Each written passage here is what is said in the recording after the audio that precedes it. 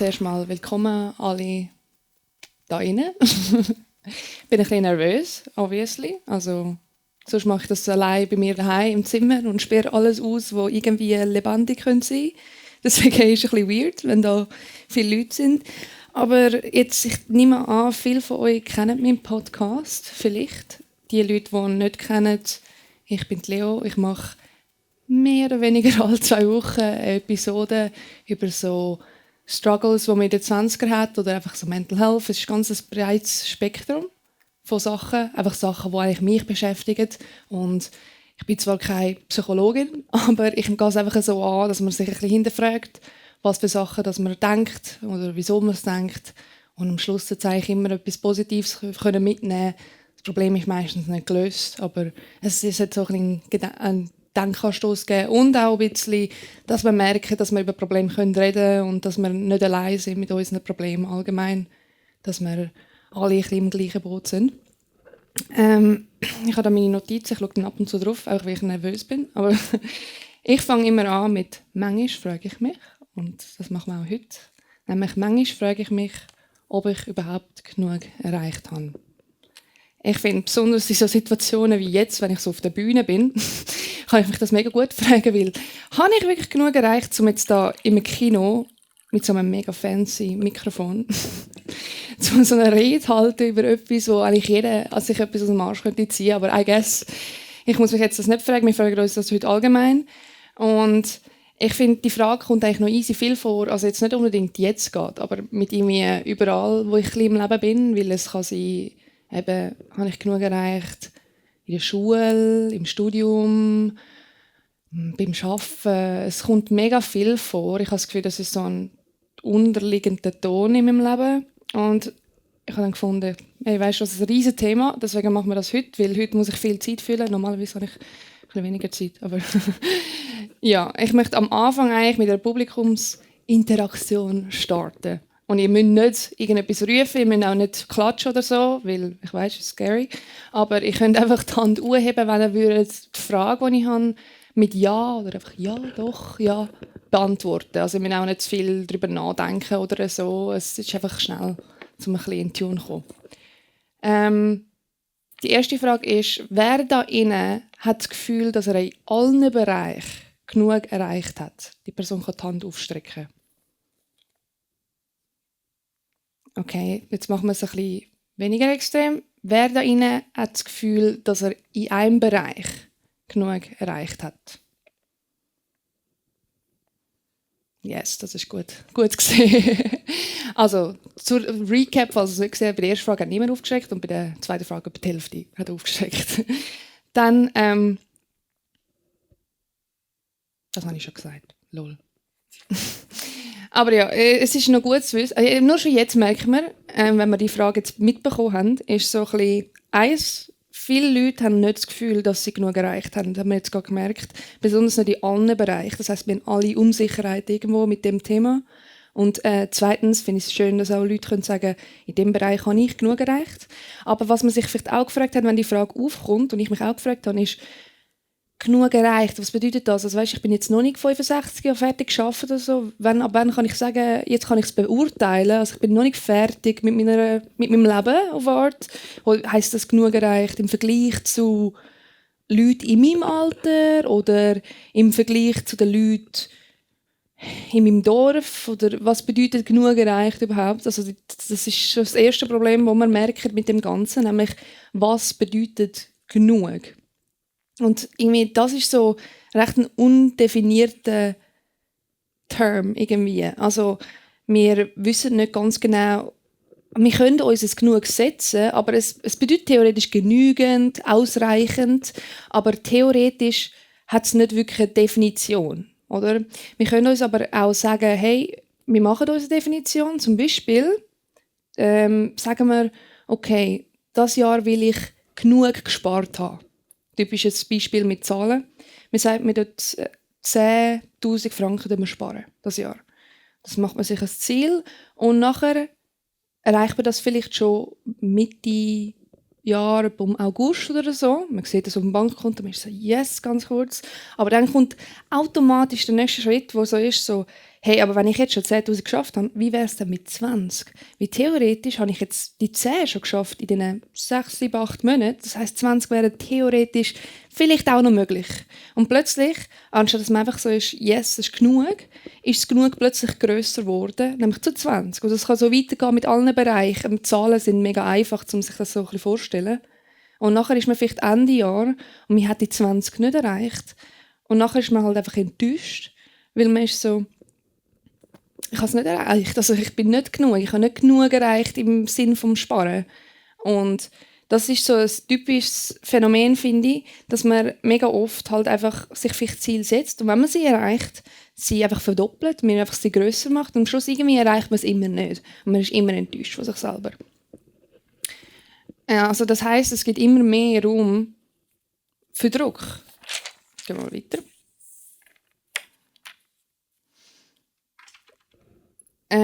Was auch in dem Ganzen ist, aber habe ich genug erreicht, ist es genug, was wir jetzt angeschaut haben, aber auch das erreicht. Und im Erreichen steht sehr viel drin, aber sehr oft assoziieren wir es mit Schaffen oder mit Studium, also mit Leistung per se, wo man es nachvollziehen kann. So ein bisschen eben, ich bin dort und dort hergekommen mit dem Arbeiten, dort und dort hergekommen mit dem Studium, oder? Und das ist also ein Glaubenssatz, den wir jetzt gesehen haben, da innen, dass der mega verbreitet ist, aber er ist eben auch mega verbreitet zwischen der Gesellschaft. Das sehen wir besonders an Burnout-Zahlen. Wir kennen alle das Burnout, das ist eigentlich recht bekannt. Und ich habe ein bisschen nachgeschaut, weil ich bin so, okay, ich glaube, das kommt ja alles ein bisschen, man überarbeitet sich, weil man will genug sein und dann spiralt das weiter eigentlich. Und ich habe ein bisschen nachgeschaut über Burnout-Zahlen. Ist allgemein mega schwierig zu herausfinden. Aber ich habe dann ein paar Sachen gefunden, die auf eine Art ein bisschen schockierend sind. Aber ja, ich sage es ja trotzdem. Ich habe gelesen im Bundesamt für Statistik, dass im Vergleich von 10 Jahren das Burnout-Risiko, es geht meistens um das Burnout-Risiko, von 20% auf 25% erhöht wurde, während es bei den Männern stabil geblieben ist bei 19%, bei Frauen hochgegangen ist bis auf 30%. Besonders junge Erwachsene leiden immer öfter an einem Burnout oder einem Burnout-Risiko. Das ist, früher hat man das gemeint, geht nicht. Man hat früher gemeint, es geht nur im Erwachsenenalter, aber es gibt bis heute, also ist jetzt auch bekannt worden, dass es sogar Burnout gibt bei Leuten, die minderjährig sind. Also das gibt es noch etwa. Eben, besonders bei jungen Erwachsenen sieht man, dass es einen deutlichen Anstieg gibt bei Burnout. Das hat mehrere Faktoren, die es einordnen, nämlich die berufliche Unsicherheit, hohe Anforderungen und finanzielle Unsicherheit. Und besonders bei Frauen sind durch ihre grössere Rollenbelastung, meistens in Familie oder Arbeitsverantwortungen, die zeigen dann ein grösseres Burnout-Risiko.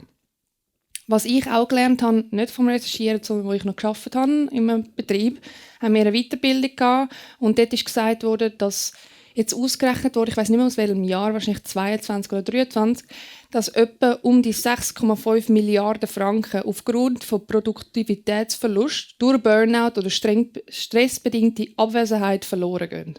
Also, es sind brutal, also wenn man es nur schon von Geld anschaut, ist es brutal viel. Ich finde, das kommt eigentlich zu keinem Schocker, weil es ist mega weit verbreitet, dass wir wir wollen besser sein, wir haben die Unsicherheit in uns. Und deswegen kommt es vielleicht auch nicht zum Schocker, dass ich sagen kann, dass ich Anfangsjahr mich auch in dieser Position befunden habe. Vor ein bisschen über einem halben Jahr habe ich nicht mehr wirklich einen Bezug zu was normale Arbeitslast ist. Ich habe gefunden, auf eine Art habe ich gemeint, junge Leute, Burnouts geht nicht irgendwie. Also weißt, so irgendwie, ich bin noch nicht so lange am Arbeiten, so come on, weißt, so chill Eier, oder? Aber ich habe, nebst dem, dass ich festangestellt war, habe ich brutal viel noch nebendran gemacht an Arbeit. Das kommt natürlich auch mit Social Media und so Sachen. Das ist halt für mich auch auf Art Arbeitsaufwand. Aber ich bin eigentlich immer komplett gestresst gewesen, immer eigentlich wie zitterig innen drin. Und ich habe das für Jahre schon gemacht. Ich denke, es hat wahrscheinlich angefangen schon im Physikstudium ein bisschen. Einfach durch den Stress, den man konstant hat. Und ich habe das dann weitergezogen durch mein Leben, weil ich eben die Unsicherheit hatte, sofort, ich habe nicht genug erreicht. Deswegen ich muss das wettmachen, muss überkompensieren. Und für mich ist es dann eigentlich eine Flucht gewesen, vor diesen Gefühlen, vor dieser Unsicherheit. Aber es hat auch irgendwie, eben, es hat den Kopf abstellen, hast können arbeiten, aber es ist dann auch irgendwann zu einem Punkt gekommen, wo es einfach eigentlich unerträglich wurde. Ich habe körperliche Symptome angefangen zu haben und dann müssen auch krankheitshalber aussetzen. Und das ist eigentlich etwas, wo ich mich würde, also tendenziell erzähle ich das niemandem so ein bisschen, weil ich finde es mega peinlich. Also auf eine Art, es ist so, keine Ahnung, jetzt bin ich 23 und jetzt komme ich da an und bin so, by the way, ich bin im Burnout-Risiko gewesen, oder ich habe schon eine Vorstufe von Burnout gehabt. Fühlt sich irgendwie ein bisschen dumm an. Ich habe das Gefühl, das betrifft mich nicht, aber wir merken, es könnte uns wirklich alle recht schnell betreffen, weil wenn man irgendwann den Bezug verliert, zu was gesund ist und was nicht, kann das mega schnell in halt etwas mega Negatives ausarten, was ich dann halt auch erleben irgendwie. Jetzt bin ich aber mega darauf eingegangen, dass das genug war oder nicht genug erreicht habe. Habe ich jetzt viel über die Arbeit geredet, aber es gibt es in allen Bereichen ein bisschen.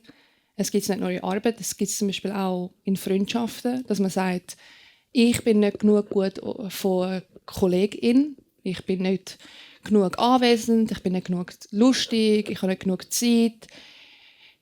Es kann eigentlich alles sein, oder? Man ist fertig mit dem Treffen und man geht heim und ist so, fuck, ich glaube, ich bin einfach nicht genug in der ganzen Interaktion. Ich bin einfach irgendwie keine Ahnung, nicht genug in dieser Freundschaft. Genauso kann das sein in einer Partnerschaft, dass man ist, hey, ich bin zu wenig romantisch, nicht genug romantisch, ich bin nicht genug aufmerksam, ich gebe nicht genug ein. Und das kann allgemein auch mit Partnerschaft, Freundschaften, sozialen Kontakt mega auch zu etwas unausgewogene Beziehung eigentlich werden. Wir kennen alles People-Pleasing. Aber um das geht es eigentlich nicht. Jetzt schweife ich wieder ab, gell? Aber das ist dann so etwas, was man überkompensiert. Man fängt nämlich an People-Pleasen, weil man denkt, ja, ich muss mehr geben, weil ich bin recht zu wenig. Deswegen muss ich überkompensieren, dass überhaupt jemand mit mir hängen will oder überhaupt jemand mit mir eine Partnerschaft haben. Es kann genauso in der Familie auch sein, dass man sagt, ich bin zu wenig eine Tochter, Sohn, Kind. Ich bin zu wenig gut, ich schaue zu wenig auf meine Großeltern. Ich mache dort zu wenig, bin dort zu wenig. Ich finde aber, es kommt natürlich auch, und das wissen wir alle wahrscheinlich schon genug, kommt es auch vor im Selbstbild, durch das wir konstant konfrontiert sind mit etwas Idealem auf Art. Wir sind immer konfrontiert mit den schönsten Leuten und mit den schlauesten Leuten und was auch immer. Das heisst, wir sind konstant, haben wir das Gefühl, irgendjemand ist noch so gut in etwas. Und das heisst, unser Selbstbild leidet auch darunter. Man ist nicht genug schlau, man ist nicht genug schön, man ist nicht genug dünn, man ist nicht genug spannend. Und genauso kann das bis zu der Selbstexpression kommen. Also es kann sein, meine Kleider sind nicht cool genug. So habe ich mich heute Morgen gefühlt, wo ich gesucht habe, was ich anlegen soll. Es sieht einfach nicht gleich baggy aus wie online. Es sieht einfach nicht gleich aus. Und das kann eben Kleider sein, das kann bis zu gehen, ich bin nicht genug Mann. Ich habe das Gefühl, viele Männer liegen noch unter dem, dass sie recht einen Druck haben, was es bedeutet, ein Mann zu sein, männlich zu sein. Aber genauso, ich bin nicht genug Frau oder ich bin nicht genug gender non-conforming. Also ich bin zum Beispiel non-binary und ich habe das Gefühl, ich drücke das zu wenig aus. Ich bin nicht valid durch das. Also es kann wirklich in mega vielen Bereichen kommen. Und dort merkt man, wenn ich das so ein bisschen erzähle über all diese Bereiche, und es gibt noch sicher viel mehr, dann merkt man, das Problem an sich ist nicht unbedingt genug erreichen, sondern der Grundsatz ist, ich bin nicht genug. Ich bin nicht genug Frau, ich bin nicht genug Tochter, ich bin nicht genug Kollegin, ich bin nicht genug in dem Sinn. Und was ich immer mache, und das wissen wahrscheinlich die meisten schon, ich frage mich immer, warum. Eigentlich immer, wenn irgendein Problem aufkommt, ich kann es irgendwie nicht annehmen, dass es einfach immer ist so, okay, ja, ist es so, oder? Weil ich habe das Gefühl, da kommt man nicht an, von wo etwas kommt. Und ich finde, dort findet man recht viel raus mit der Ursachenforschung. Deswegen, ich habe mich gefragt, warum? Warum habe ich das Gefühl, ich bin nicht genug?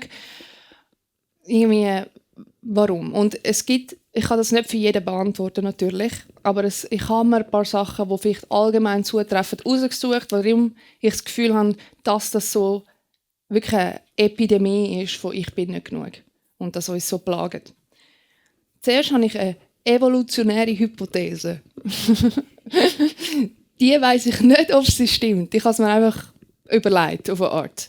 Wir kennen vielleicht das alle auch schon, so Fahrt, ich sage es einfach ganz kurz, dass unser Gehirn lieber oder mehr negative Sachen wahrnehmen als positive. Das ist eigentlich evolutionär bedingt, nimmt man an, weil du hast dich früher aufs Überleben müssen konzentrieren. Das heißt, wenn du dich fokussierst auf «Oh, wir haben heute 3 Beeren gefunden. Oh mein Gott, great. Aber ich habe noch mein Haus abgefackelt mit einem Feuer, weil ich es zu nahe ans Haus da, dann ist ja klar, dass du eigentlich davon lernen musst, dass du das Haus abgefackelt hast und nicht von deinen Beeren, oder? Also, deswegen, unser Gehirn ist darauf gedrillt, dass die negativen Sachen sind sehr wichtig zum Überleben. Und ich habe das Gefühl, das kommt durch das auch ein bisschen, dass wir das haben, dass wir uns selber optimieren wollen, dass wir besser werden in etwas, dass wir unsere Schwächen ausgleichen und unsere Fähigkeiten weiterentwickeln. Und ich denke, durch das sind wir als Spezies natürlich schon weit gekommen. Mehr weiss ich nicht über die Evolution, aber es ist ja nicht jetzt wirklich mein Thema. Aber was ich dann auch mir überlegt habe, das ist wirklich sehr brauchbar gewesen, aber wir kennen das sicher, dass wenn das nicht genug kann anspornend sein, aber es kann genauso brutal lähmend sein. Das, eben, dann machst du ein Outfit, oder? Nimmst die Kleider raus und du hast einfach immer bist so, nein, es ist nicht genug gut, es sieht nicht genug aus. Und irgendwann, es ist so, als würde ein Schalter einfach umgehen, weil zu viel innere Angst, zu viel Stress ist und nachher bist du so, weißt du was, fuck it, ich gehe einfach nicht raus.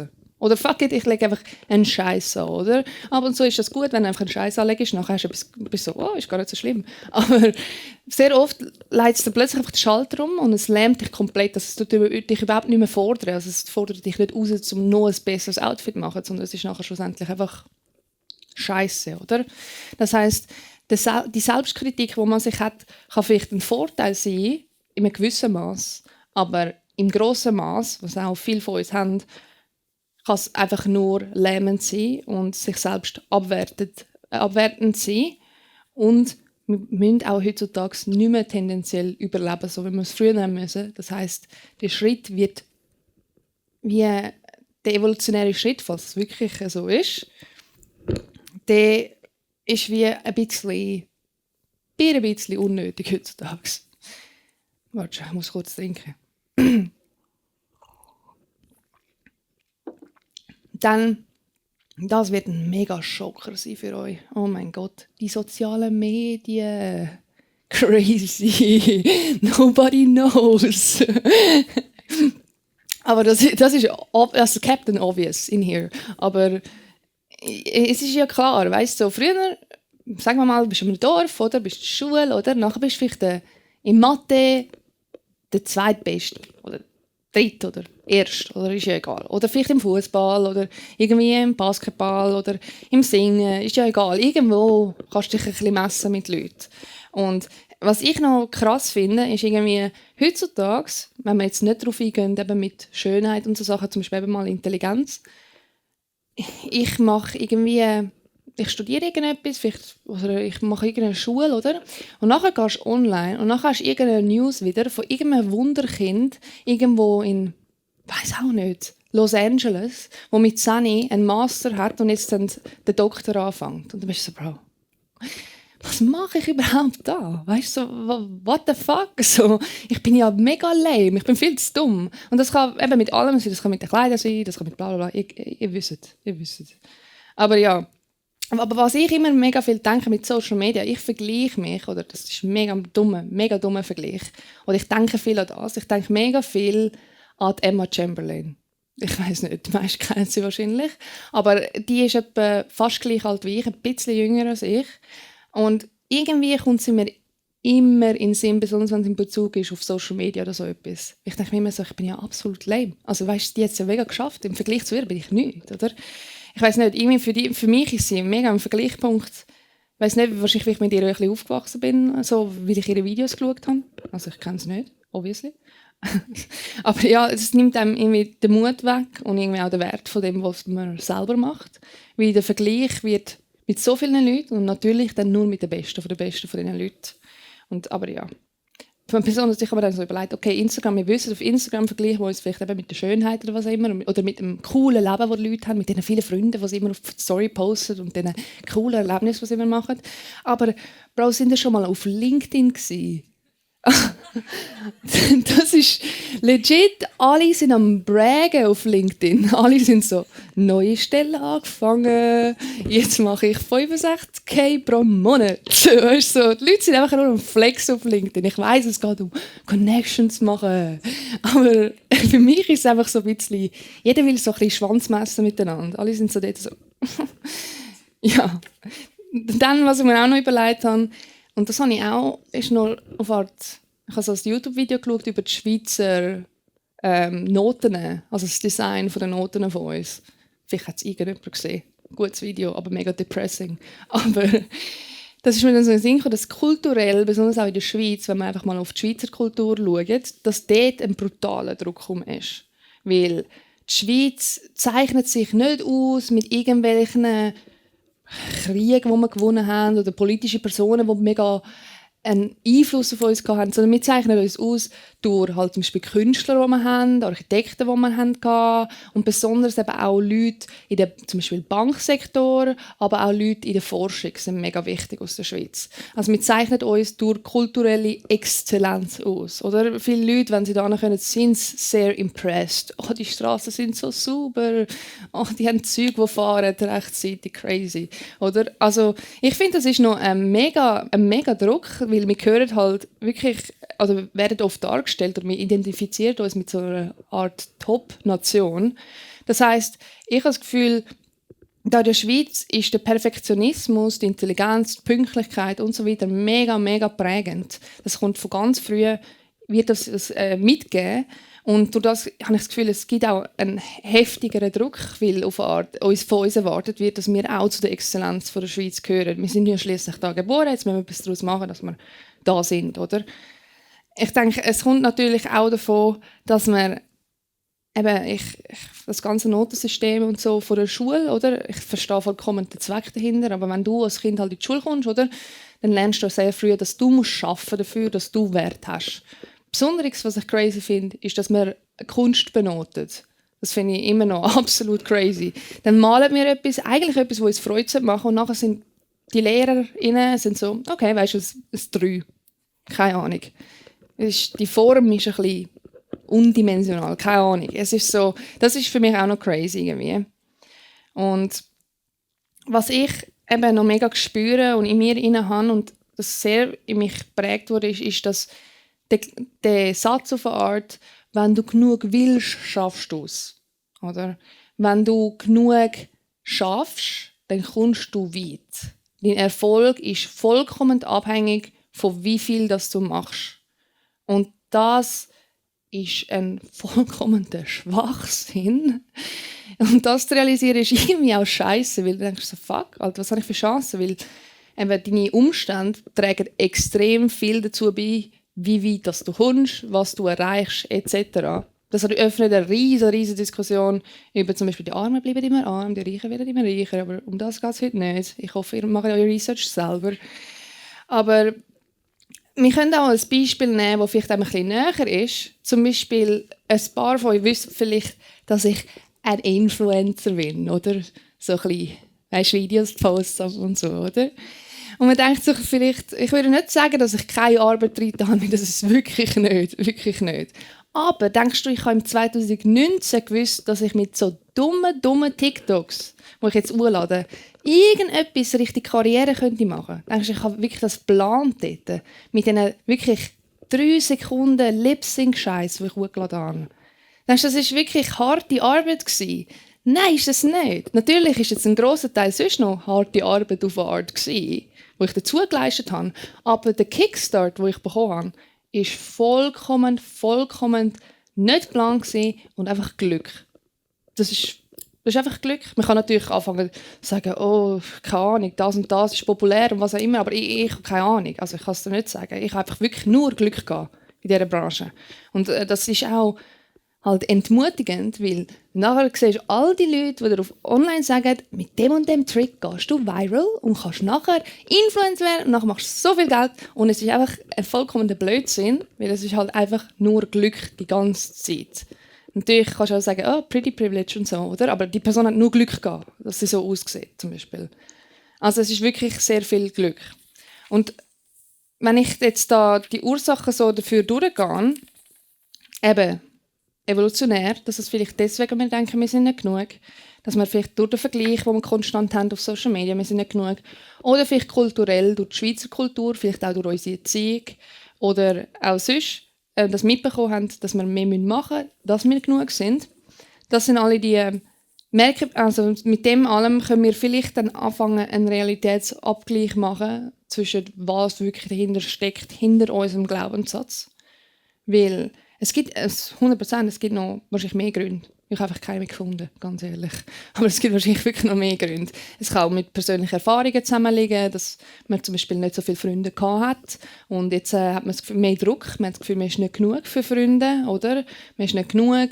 In dem Sinn, das sind erfahrungsprägt, aber indem man sich halt fragt, warum können wir anfangen, auf eine Art einen Realitätsvergleich machen oder es hilft uns zu verstehen, wo das ursprüngliche Problem liegt und dass es nicht nur der Satz ist, ich bin nicht genug oder ich habe nicht genug erreicht, sondern dass darunter Wünsche stecken, die wir in uns haben, Unsicherheiten stecken und vielleicht auch Umstände stecken. Und die geben uns dann die Grundlage, um ein bisschen mit dem Satz umzugehen. Ganz gut, was ist für Zeit? Okay.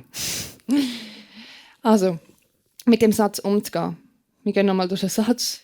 Ich bin nicht genug oder ich habe nicht genug erreicht. Oder? Evolutionär bedingt können wir jetzt verstehen, auf Art verstehen, von wo es könnte kommen. Ich verstehe aber auch, dass es eine Motivation kann sein, aber auch lähmend kann sein. Oder? Und theoretisch, wenn du ja viel willst erreichen, wieso würdest du dich dann lähmen? Oder? Also theoretisch müsste das ein vollkommener Schwachsinn dann. Noch mehr, oh, ich muss das glauben, damit ich mehr mache, aber der Glaube macht, dass ich weniger mache. Ist irgendwie, okay. Dann, der Druck von Social Media kann man entweder probieren zu beseitigen, zu einem gewissen Grad. Leute zu entfolgen, weniger online sein, etc. Wir kennen das alles, oder? Es kann aber auch sein, dass man manchmal, wenn man wegkommt von Social Media, einen Reality-Check macht mit sich selber. Oder einen Gefühlscheck, das mache ich auch noch easy oft. Wie fühle ich mich jetzt gerade, oder? Auch wenn ich kurz auftauche aus dem Handy. Und ich denke, was auch mega viel jetzt klar geworden ist, mit diesen ganzen Umständen, mit all diesen Einflüssen, wo wir sehr wenig zu tun, also Einfluss haben darauf, zum Beispiel eben kulturell, erziehungsmässig, dass wir halt Mitgefühl haben mit uns.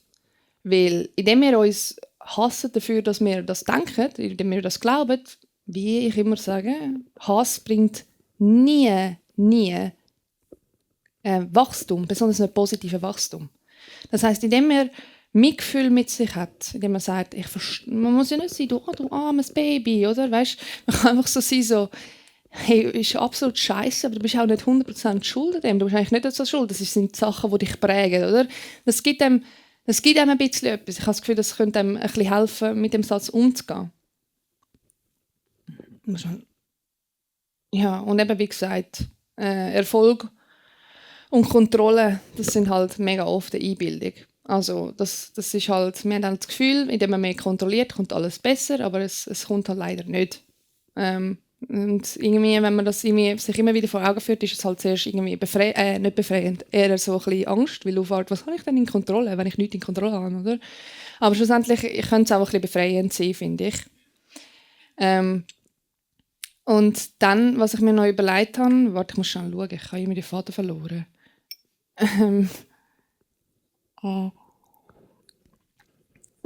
Ja. Eben, hinter diesem Satz stehen die Prägungen, wie ich gesagt habe. Hinter dem Glaubenssatz. Aber hinter dem Glaubenssatz ist auch zum Beispiel, was man will.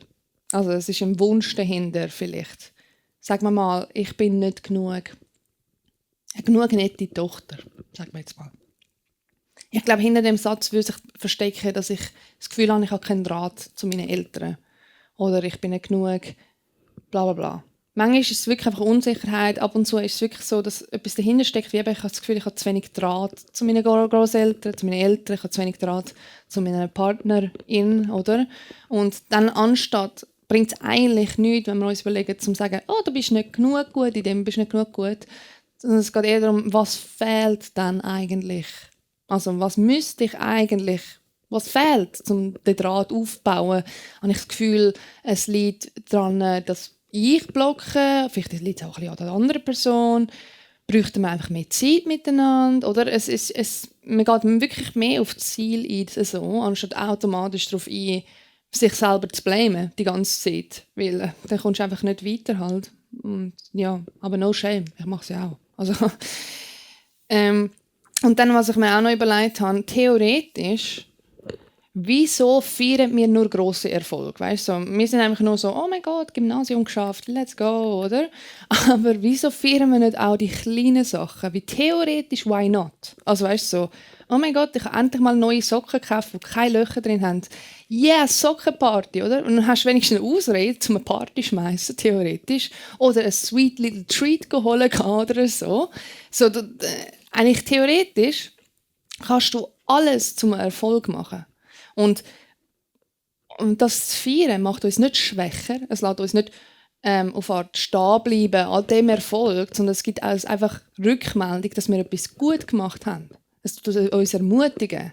Und ich habe das Gefühl, da habe ich noch mega viel zu lernen dazu, weil ich bin auch sehr oft, wenn ich etwas geschafft habe, bin ich so, okay, next, oder? Weil ich das Gefühl habe, so komme ich weiter. Aber theoretisch einfach kurz Pause zu machen und zu sagen, let's go, ich habe das gemacht und sich ein bisschen zu feiern, auch wenn es vollkommen übertrieben ist, ja eigentlich hilarious, dann macht dann das stärker, es gibt einem Mut, es gibt einem Hoffnung für den nächsten Schritt. Und schlussendlich, das sage ich auch immer, das ist das um die Ecke denken, nämlich, dass man so ist, so, würde ich so mit meiner Kollegin reden. Wenn ich irgendetwas geschafft habe, würde ich dir sagen, du bist eigentlich noch gar nicht weit. Du hast eigentlich noch gar nichts geschafft. Du bist eigentlich immer noch nicht genug gut. Also, schau dich mal an. Also, mach doch mal ein bisschen besser. Das würdest du nie machen. Wir sind alle decent human beings, glaubst du? Und deswegen, das würden wir nie machen. Hey, ich komme im Fall schon am Schluss an. Zum Glück. Oh mein Gott.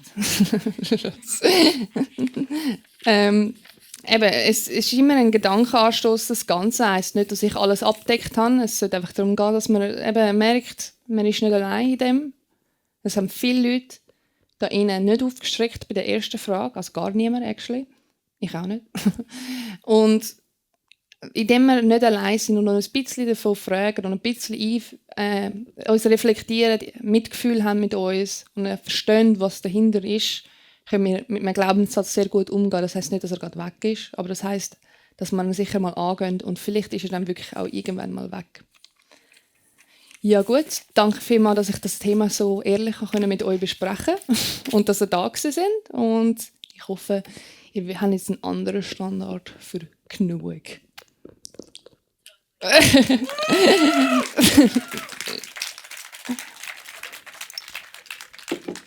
Ich weiß gar nicht. Eigentlich theoretisch hat man mir gesagt, dass jetzt so Fragen kommen, wenn ihr Fragen hättet. Okay, wir haben eine Frage.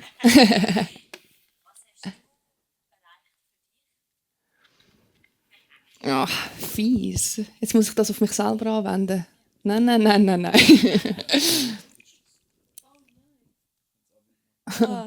Okay, kannst du es noch mal sagen? Dann kann ich schon überlegen in der Zwischenzeit. Nein, ist gut. Kannst du... Oh mein Gott, ich finde das nicht nice. Ja, ist unangenehm, gell? Wie machst du das? Was hast du erreicht, mit dem du zufrieden bist? Oder kannst du sagen, dass du wenigstens etwas erreicht hast, was dich glücklich macht und du sagst, ja, ich kann bei der zweiten Frage aufstrecken? Also, ich würde sagen, ich habe jetzt so schon mal erreicht, dass ich da vor Leuten gesessen bin und geredet habe. Da bin ich easy stolz drauf. Wieso ist das eigentlich nicht so meins? Danke. Ja, was habe ich sonst so erreicht? Eben, es ist immer ein bisschen die Frage, aber ich denke, ich habe in vielen Bereichen theoretisch eigentlich schon genug gemacht für das, was ich für Umstände habe oder was ich auf Art für Zeit erst hatte. Und ich denke, ich habe genug erreicht im Sinn von, ich würde jetzt mal einfach basically sagen, Social Media Auf eine Art, dass ich dem mal sagen kann, das ist genug. Es könnte immer besser sein, das kennen wir alle, aber auf eine Art ist schon mal crazy, auf eine Art sonst, was ich gemacht habe, hätte ich nie gedacht. Und ich habe auch genug gerecht, finde ich, mit dem Podcast, dass jetzt überhaupt Leute gekommen sind, dass Leute zuhören, weißt? Dass ich sehe, dass Leute einschalten oder mir schreiben dafür und so. Das ist eigentlich auch wirklich recht nice. Ja, ich denke, ich bin auch recht stolz auf die kleinen Sachen, wie eben heute da sind zum Beispiel. Oder? Heute Morgen gut aufgestanden, nur eine halbe Stunde verschlafen, das ist auch pü. Gestern um 9 Uhr aufgestanden, pü. Ja, ich glaube, das mehr weiss ich jetzt gar nicht. Ich habe noch eine zweite Frage. Ja. Also das Ganze, was du ja gesagt hast, wegen «man ist nicht genug für sich selber», hat ja so ein bisschen den Ursprung von sich selber zu lieben. Liebst du dich selber? Könntest du das sagen? Es ist eine mega gemeine Frage. Es tut mir so leid. Ich weiß nicht, ob ich es sagen könnte, aber vielleicht. Ich würde sagen, am Punkt Liebe bin ich nicht. Oder? Aber ich bin sicher nicht am Punkt Selbsthass. Oder? Ich bin am Punkt, wo ich könnte sagen, wenn ich mich jetzt sehen würde, ich glaube, ich würde einen Kaffee mit ihr trinken. Oder? Ich würde, glaube es extra noch lässig finden. Es wäre okay. Vielleicht nicht 100% lässig, aber weißt so 99%. Das ist ein guter Ansatz. Ja, ich denke, Selbstliebe ist wirklich ein grosses Ziel, ganz ehrlich. Also das ist ein grosses Ziel. Da musst du ja wirklich mit dir selber sein, oder? Das ist ein langer Prozess. Ja, voll. Ja gut. Hat irgendjemand anders noch eine Frage? Okay, noch eine Frage. Okay. Bist du Holländerin? Nein, bin ich nicht. Okay. Das haben mich nur Wunder genommen. Nein, actually nicht. Okay, ich glaube, niemand hat mehr eine Frage. Ich erlöse euch jetzt von dem painfully awkward end. Gut, tschüss!